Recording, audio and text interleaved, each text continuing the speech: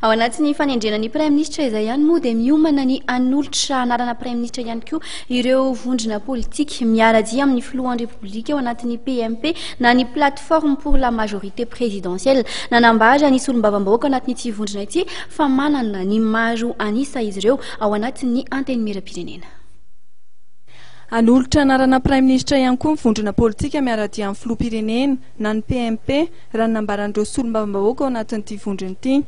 Notsindrin'ireo solombavam-bahoaka ireo ary fa lasa fandotona sainy be sy maro ny zava-misy ankehitriny satria mahatsapa izy ireo fa maro anisa eo anivon'ny anteny miram-pirenena ary mirona hatrany amin'ny resaka fitadiavana tombotsoa seza ny toe-draharaha. Manazava ireo solombavam-bahoaka Rodin Rakotomanjato avy amin'ny Akolafy Ravalomanana. Resabe zay le hoe guerre communication zany hoe entina andotona sainy olona hoe falona prime ministre dia tsy maintsy avy mapary sy maro anisa mapary lizy aoka zava tonga any amin'ny sainy olona maro atao anatin'ny assemblée nationale dikatra tsy mapary reo fa maro ny olona tia hiara-iasa amin'ny filoham-pirenena era-jomam-pianina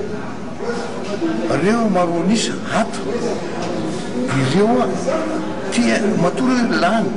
matoro miditrato dia tia hampandroso anala ny crise de Madagasikara aloha zava-tsara zany matoro napetraka le filoha dia ngofona ny zavatra dia davon'ireo dia hoe ahoana ny anampianany filoha ahafaha manatanteraka zay zavatra hoentiny ialana ny crise mohoan'ny tombotsoa aloha apetraka amin'ny saina izay fa le politika fitadiavan-tseza fitadiavana tombotsoa ohatra tsy dia mety loatra le izy entina androny satria fanina loha-bahoaka ahoana zany majorité dia hoe mapary zao hoe zao majorité dia atao l'Assemblée nationale io izy ny samaritaka io ary olondreo dia sika majorité hiara-iasa amin'ny filoha era-jomam-pianina tokoa.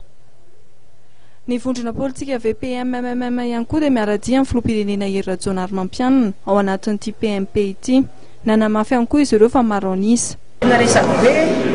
resaka premier ministre aty ary voalaza etsy arifa ny mampaharary ihany afaka manolotra premier ministre fa zay koa ny MMM afaka mitambatra amin'ny atoko hafa afaka manolotra koa zahay satria maro anisa koa zahay ary maro anisa noho ny mampara zahay ka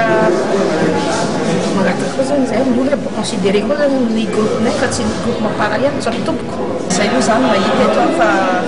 tsy maro anisa le mampara fa afaka maro anisa ihany ko zahay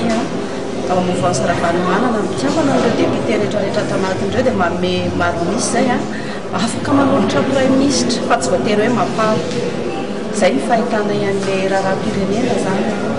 tsy voatery mampara mihitsy. Misy le hoe fametrahana le plateforme pour la majorité présidentielle nefa tao anatin'le fifidianana nanomboka tamin'ny talata lisy an'le izy fa zao ataony manahirana ihany le izy mandeha ny resaka vola zay ny mahazo ny mamparamaro anisa sy ny sisa zay dia eo moa ny olona hitanao ihany misy tsy afaka mijoro zany misy sasatsasany. Mbola tsy nampahafantarina koa satria toa hoe raha oviana no anolotra an'izay anarana prime ministre izay ny vondrona mpiara-dia amin'ny filoham-pirenena.